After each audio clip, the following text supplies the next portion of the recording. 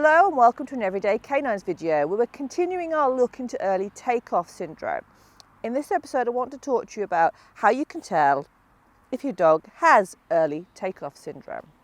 So one of the most obvious signs that a dog has ETO is when they cannot predict where to take off correctly for a jump, and they do that all the time. The problem is when you're in the heat of a run and you're going, you're not necessarily looking at your dog's jumping form, and to be fair, most of the time you're not going to notice it because it's happening so fast.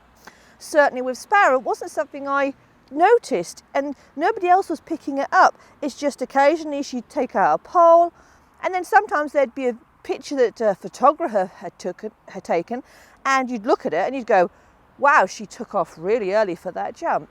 So when it comes to these things, and to be honest, it comes to anything like this, video is your friend. Now, we have so much access to video equipment these days. Most of us have a phone that can video things like this, and so it's really easy to video your runs, your training. You can get little tripods and there's all sorts of things. So it's really straightforward, and I highly recommend you do that. Because by doing that, you can then pick up these little things. And this is the reason I've picked up little things over the course of time with Sparrow and seen, she's consistently not doing this, rather than me just guessing.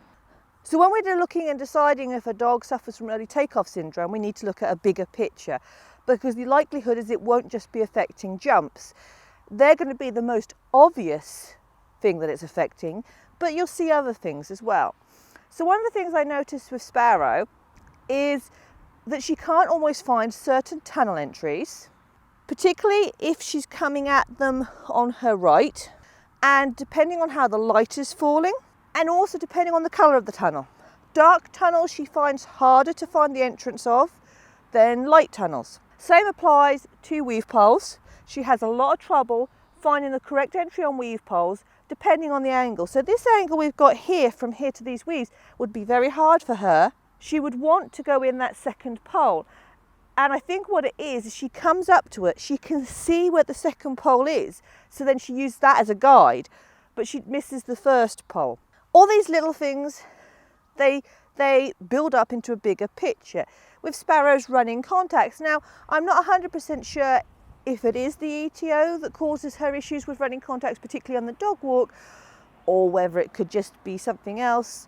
But I do notice that she has a lot of trouble finding a consistent pattern on a running contact, compared to Swift, who was absolutely consistent in her running contacts. I know if she hits one place, it's free stride, she's going to be there. With Sparrow, it's all over the place. And no matter what I've done over the years to try and assist her, it just won't become consistent. I also notice with Sparrow, if I have something on the ground, like a reward, that takes her eye line down, she gets the contact. As soon as she has to look up towards a jump, and if it's further and further away, that is when she starts to miss the contact, which seems to suggest she is using some sort of visual reasoning to work out where that contact is, and it just isn't working for her. There can be other little quirks you see in daily life. For instance, misjudging jumps onto furniture, misjudging jumps in general, because that can happen. It could be, in certain cases, certainly with Sparrow, I find she struggles. She really can't cope with just going around a course verbally without me being near to me. She uses my body position to help her negotiate a course. So doing anything that involves relying on her own vision and just determining something for herself, she struggles with, and she can struggle with that in games. For instance, I was trying to teach her to pick up a specific toy and to be able to have 3 toys out, and she picked up the one I asked for, and they were fairly different toys, but no matter how hard we tried at this, she could not work that out, was getting very frustrated. She just couldn't do that with just looking at them and figuring it out on her own. Other things you may notice. So you may notice that your dog doesn't like to drive really ahead of you out onto jumps. That's not necessarily always the case, because Sparrow certainly can do a huge line of jumps fine. She may start knocking them as she goes, but she can do that fine. You may find that when they get to a jump, they do what we call stutter stepping. This is where they start to put little extra steps in. So a normal dog would come to this jump in extension and take it. But a dog that isn't sure where it needs to take off because it can't quite determine that spot, it gets so close, then it might put in an extra step and even sort of stutter, and then, oh, there, I can take it off, because they aren't sure. And that's why a lot of dogs take off early, because they prefer the early takeoff rather than getting right on top of the jump and going, oh, I've got to try and get over it. So that's what happens. But if they do get close, then they're going to stutter a little bit, and that's when you notice it. You may also notice what we call measuring, which is where the dog gets to the jump and they drop their head like this, sometimes with the stutter step. And what they're actually doing is they're looking to work out where the pole is. They're adjusting it to see the pole is there, I can take it off. Now I will say stutter stepping and measuring can also be a sign that there's something physically wrong with your dog, such as a problem with their joints or possibly an injury due to muscles strain. So that on its own would not say ETO to me. It would have to be a bigger picture. And if my dog was suddenly doing that, I wouldn't say it was ETO. I'd be saying to myself, I better get this dog physically checked out first before I start thinking it's a vision issue. Other things you may see, and it's one of the things that perhaps people miss, but if you start to consistently keep a record of when your dog's having most problems, you may notice it, and that's usually light conditions.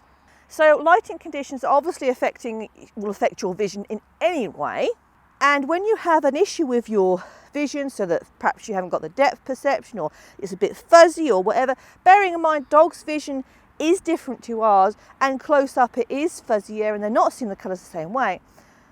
Sometimes when you're getting low light, so perhaps the sun's on the horizon and going down, or conversely, you're in a building that's darker, there's lots of shadow, maybe the dog's running from light to shadow, that can cause more problems. So then you suddenly see the dog is doing more of the things that you'd noticed earlier. One of the things I see with Sparrow, when we get to the autumn, you will see that the sun is lower on the horizon during the day, and if it's a bright day with the sun low, I will expect to start seeing her taking poles, missing tunnel entries, having trouble finding weave poles. Sometimes if I look at that and I say, this ring is running right into the sun, I just say, nah, not doing it. I know she's going to have issues, especially if she's running into that sun. If it's behind her, not so bad, but running into it. And I've gotten quite good now. I can say to people and predict where she's going to have issues. Sparrow's ideal day is a bright overcast day. A bit like today, this is perfect for her because the lighting is consistent. It's not too bright, it's not too dark, there's no heavy patches of shadow. This is perfect for her. Similarly, if we get indoors and she's in a dark building, it can start to cause issues finding tunnel entries especially, anything like that, she starts to hesitate. Now, this can also affect ordinary dogs because not all, dogs' vision, as I said, isn't quite as good as ours. The difference is, with a dog that suffers from ETO, all these things will be much more noticeable, and it'll be something that come up time and time again, and you will notice them a lot. So if you're seeing all these factors coming together, and you're looking at this bigger picture, and yes, if you've got video and you can record and say, well, this happened here, and it's always when she's doing this type of turn, then you can start to build an image up and say, I think my dog suffers from early takeoff syndrome. And then you can start to work with that and work out ways how to adapt your handling to suit your dog and to carry on and to assist her or him. So in the next videos, we're going to be looking more into that, but I just wanted to explain to you how you could look at your dog and assess them and build up this picture and say, yeah, I think my dog could have early takeoff syndrome. So I hope that's been interesting to you. And if you'd like to learn more about our training videos and early takeoff syndrome, follow us on Facebook and Instagram, and you can also subscribe to our YouTube channel, which will then alert you to when all our new videos are coming out. And I hope to see you all again very, very soon.